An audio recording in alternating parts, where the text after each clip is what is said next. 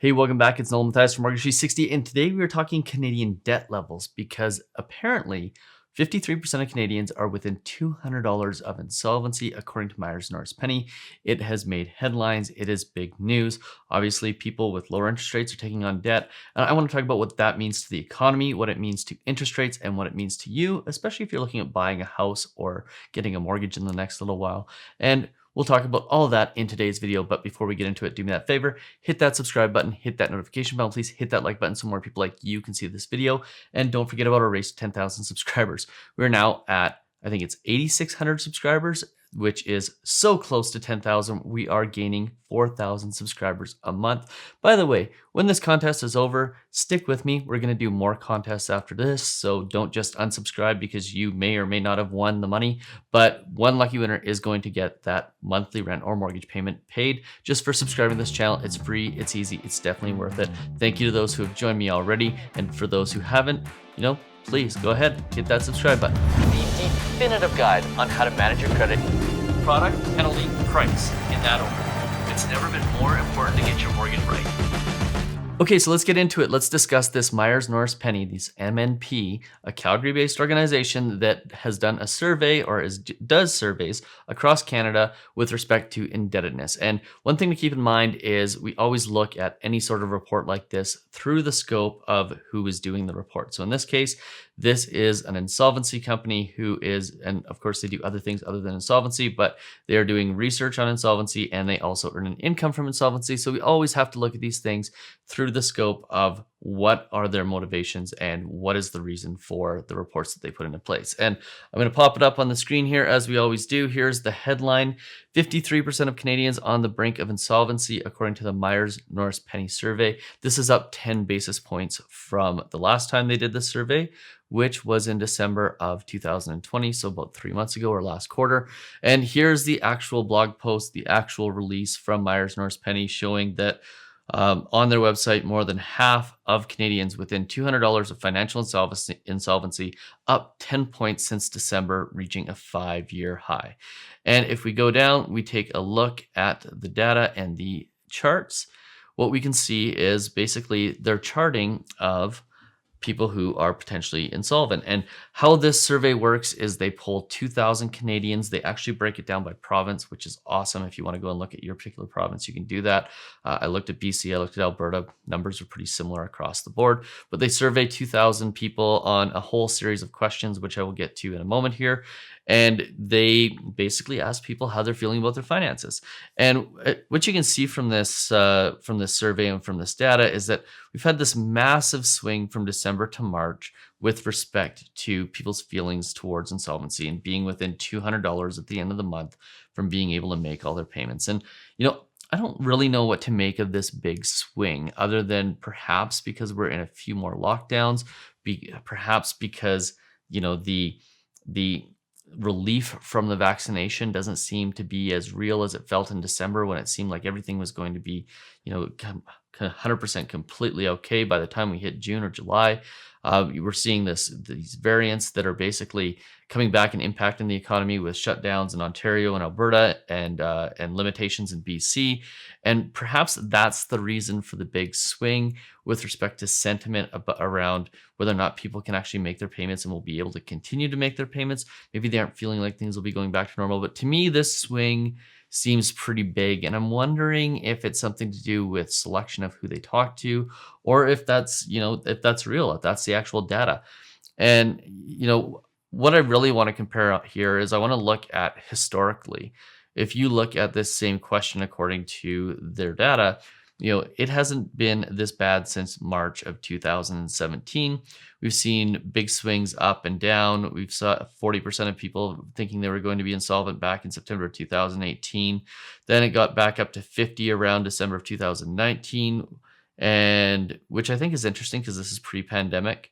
And then what I don't understand is when you get to March and then when you get to June here, people aren't really that fearful. So there's something weird in this data. I don't know what it is, but the thing I want to point out in this video is that when you look at the data and you look at things like this and you look at that conversation around interest rates and how people are thinking, well, interest rates are probably going to go up faster because there's going to be inflation. And then you bring something like a conversation around people's feelings with respect to debt into the conversation. And that paints a whole different picture, because if this many people are thinking that they're $200 away from being insolvent and $200 from not being able to make their payments, well, that's a pretty good indication that we have a very fragile economy right now.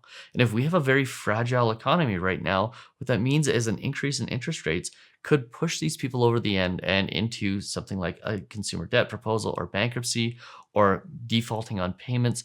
So, that Bank of Canada and Federal Reserve Bank policy of the fact that we're going to be looking out to 2023 before we start to see interest rates rise, I think this type of report is really good at supporting evidence for the fact that we do have a long haul ahead of us with respect to lower interest rates. Now, the thing is that that's the headline. There's more to this story than just the headline, because if you go ahead and you take a look at the historical data here, and actually, before we go to the historical data, I want to show you their debt index tracking. And if you look at the bottom here in bold letters, a high debt index score means that Canadians feel positive toward their personal finances. So this score, even though the debt score has gone down, this score has actually gone up, which I think is interesting, right? Because, well, 53% of people think they're insolvent. The message on this graph is telling us that the financial picture is actually better. And then if you go and you take a look at historical data and you look kind of across the board and you look at, this question here, which is your current debt situation compared to a year ago, is it better? Well, look at this. 26% of people in this survey, this is the same survey with the data about 53% of people being insolvent. 26% of people, according to this, think that they are in a better situation than they were a year ago. So, and that's up from 22%. So I'm not really sure what's happening with the data here. I'm not really sure. And obviously, anytime there's this sort of discrepancy in data, it leads me to wonder how reliable the data is. But the reality is that there are people out there, a significant amount of people, who feel better about their finances than they did 12 months ago or 18 months ago. The reason why is because people have stopped spending so much money. But there's also a large group of people who are unemployed. There's a large group of people who have less money available to them.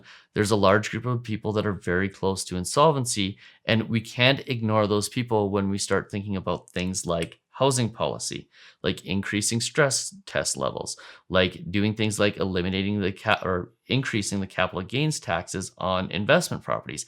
Like these policies that people are talking about in order to cool the housing market, things that people are talking about with respect to rising interest rates because of inflation, we can't look at those things in a vacuum. And if there's anything that the Myers-Norris-Penny report tells us, it's that the economy is still fragile, and there's still a large portion of people out there who are definitely in a position where they won't be able to withstand higher interest rates, where they won't be able to withstand changes to policy. And at the end of the day, I think the reality here is we need to be looking as individuals at our own personal debt levels. And lower interest rates mean lower payments, which gives us this false sense of belief that we can handle more debt.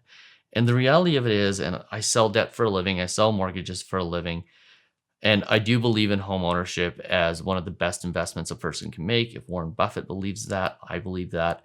And I believe it for many other reasons, just in the fact that, it's something that Warren Buffett believes. But when I look at debt, I look at things like lines of credit. I look at things like credit cards. I look at these things, and they're things that we've struggled with because when interest rates seem so low and returns seem high in the stock market, it's something that can become a trap and can trap you very quickly. So my advice and my thought process and the message behind this video is, if you're going to buy a home to live in for the next 10 or 15 years, fine. The stress tests basically account for a 3% increase in interest rates, or at least a 2% increase in interest rates, 2.5%. So you can probably weather a storm if you have just a mortgage very easily. But things like car loans, I've never really been on the Dave Ramsey fan club bandwagon. I'm moving more towards that direction. Things like car loans, purchasing a car for $4 or $5,000 and then saving money in cash and then saving money to buy a new car 4 or 5 years down the road is probably a better idea than buying it now and financing it. The reason why is because it gives you more flexibility to sell and get out of that debt. Buying things on credit cards, I'm a firm believer now, and you should only be purchasing things that you have the money in your bank account for to purchase. And getting rid of credit cards, getting rid of lines of credit, getting rid of consumer debt, I think should be the number one focus of consumers in 2021. It shouldn't be, how do I get into a bigger house? Yes, that may be part of it, but realistically, when it comes to personal finances, if you're in the position and you feel that interest rates are going to go up over the next few years, your number one priority should be getting rid of debt, adjusting your spending, going back to that first month or two of the pandemic where everybody stopped spending completely, and trying to reset back as close to that as possible so that you aren't increasing your debt loads and ultimately finding yourself in a really bad situation if interest rates go up. So, with respect to mortgages, obviously, we give this sort of advice when we are talking to people about their individual mortgages. We talk about budgeting, we talk about planning. For those of you who don't get a mortgage through Mortgage 360, we've created an incredible tool that you can use in order to negotiate a lower interest rate. It also it's basically a 14-part video course that gives you the tools you need to negotiate lower interest rates, gives you the information you need with respect to what kind of surprises and landmines come with lower interest rates. We talk about variable and fixed rate mortgages. We talk about how to negotiate with your bank, how to negotiate with your broker, and we talk about how to negotiate on renewal. Those things are there because, while we can't help everybody with their mortgage at Mortgage 360, we certainly want you to have the access to the information. By the way, that course, we've priced it so low that it is easily accessible for anybody who's getting a mortgage, and you'll get 10 to 20 times at least back on the amount that you spend on that course. And if not 30 to 40 times, I absolutely guarantee that to you, that it is worth every single penny, and that you will virtually get a significant landslide with respect to knowing how to negotiate rates and knowing what to expect and what to avoid when it comes to getting your mortgage. So I will put a discount code in this video for 50% off the already discounted price. We're going to make it MNP, so Myers Norris Penny. I will put a link in the description below. Use that discount code to get the discount. Thank you for watching to the end of this video. Don't forget about our race to 10,000 subscribers, which we're going to hit very, very soon. And hit that subscribe button and that like button so more people like you can see this video. Cheers. We'll see you on the very next one.